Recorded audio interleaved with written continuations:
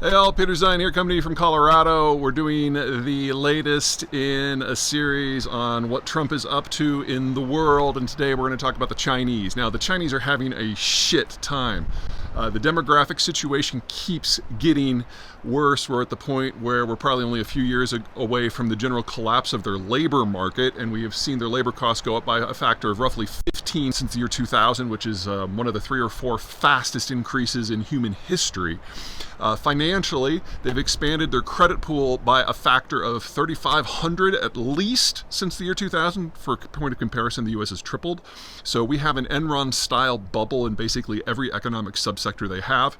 It's probably a lot more than that 35 times because they changed the way they collect statistics when it comes to local government debt. They just cut it out of the system altogether, stopped reporting. That probably adds another times 5. So, 40 times? Anyway, so massively overexposed, massively leveraged. In terms of manufacturing, that means their labor costs have gone up, and so they're not nearly as competitive as they once were. The Mexicans are now more competitive in almost every manufacturing sector. In terms of agriculture, they're the world's largest importer in absolute terms, and they're the least efficient producer in terms of the input per calorie that they get out.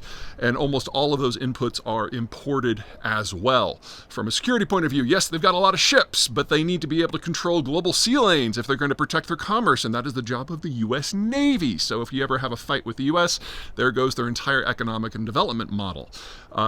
It's just a series of bad upon bad upon bad, and at the very top, their government has become completely ossified as Chairman Xi has basically put the finishing touches on his cult of personality, so it's very difficult to get anything done in terms of policy, not to mention that he's pretty much blind to what's going on because he's shot the messenger so many times, nobody brings him anything.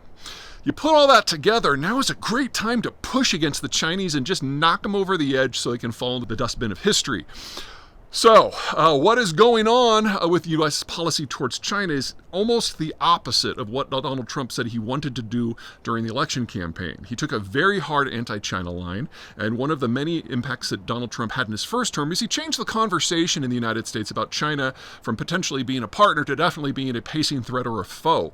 But since he became president a second time, we haven't seen really much on China. There's been a blanket 10% tariff on everything, and that's about it. Instead, Donald Trump has reserved most of the fights that he's picked for our allies, and especially our close neighbors in Mexico and Canada.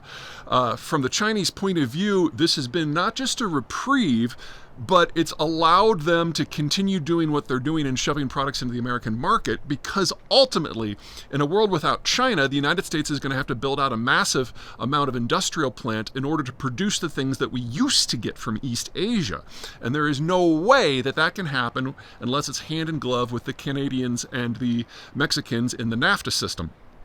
And so by picking tariff fights with the closest neighbors, what Trump has done is strongly disincentivized anyone from relocating their operations from China to the United States. And that was in full swing.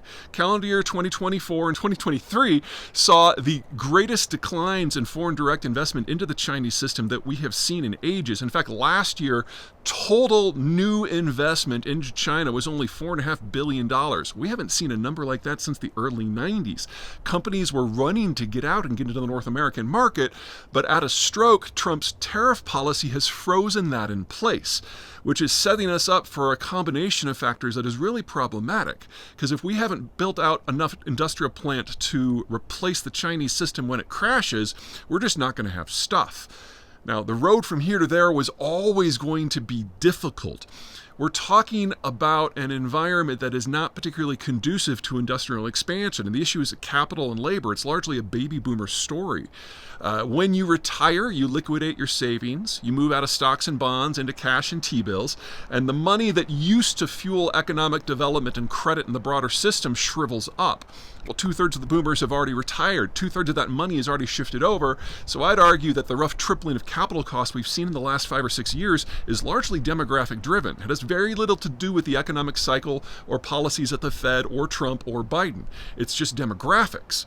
And on top of having now basically a capital shortage that we need to somehow use what's left to metabolize and build out this industrial plant, Trump has pledged to increase the annual budget deficit of the federal government by over $1 trillion a year. Now, you might say, well, he's going to get some savings out of the federal government with all these mass firings, but keep in mind that the vast majority of federal spending is Medicare, Social Security, defense, and Medicaid. Those four together are the 70-80% of the total. If Trump does what he says he wants to do and fires a full 1/4 of the federal workforce, that actually only reduces the government budget by about 2%. So it's a lot of sound and fury without a lot of movement. And on the backside, he's going to add $1 trillion to deficit spending. That's going to make everything else a lot more expensive and a lot more difficult. There's also the labor situation. The United States, if it needs to double this industrial plant, needs a lot of blue-collar workers to fill those jobs and a lot of construction workers to build the plant in the first place. Well, most construction workers are undocumented in some way. And so a mass deportation program not only stalls our ability to build in the first place, it shrinks the labor market overall and at a time when we're already at record low unemployment levels. All of this is making the reindustrialization more difficult, and now the tariff policy is forcing companies to take a pause in what they were already doing and give the United States kind of the side eye because we now have something that we're not used to hearing here: regulatory instability. And the Chinese at the moment look more stable than we do from that measure.